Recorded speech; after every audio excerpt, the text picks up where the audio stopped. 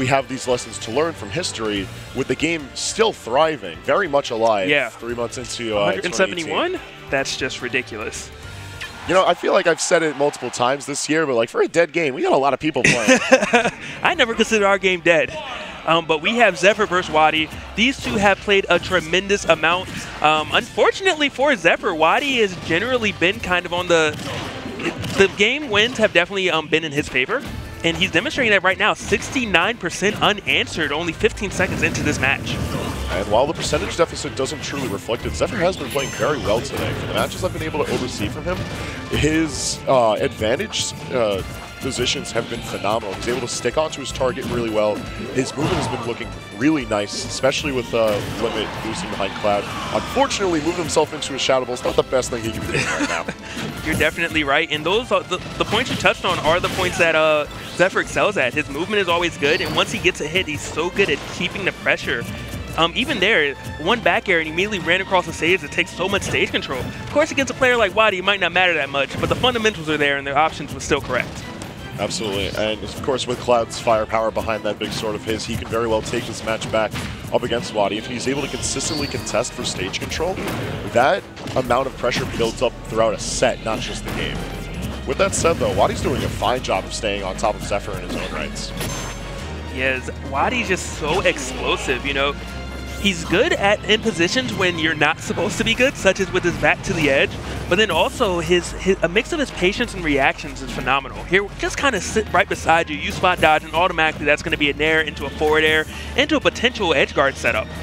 And with a dash attack from Zephyr, he is going to maintain that stage control. However, Wadi having no issues with coming back to stage.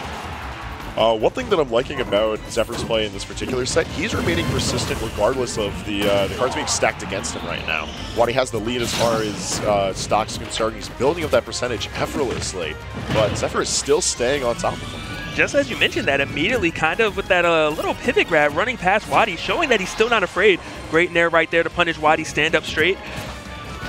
Didn't want to overcommit, and I don't blame him. That might be the end of it. Wadi going to go for an edge guard attempt. And Zephyr fighting his way down, swinging.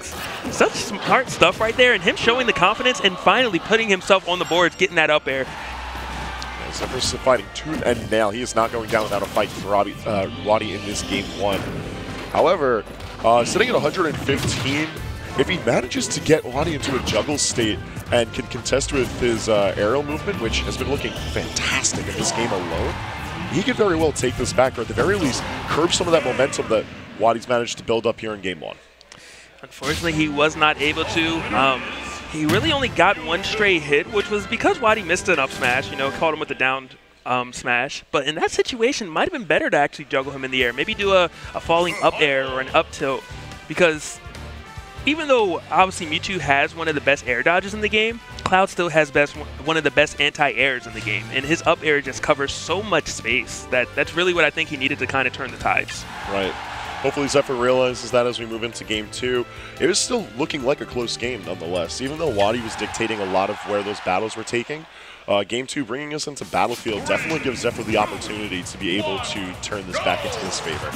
And let's not forget that Wadi has such an explosive start that if Zephyr was just able to kind of eliminate that first 15 seconds of the match, we may have been talking about a different victor at the moment.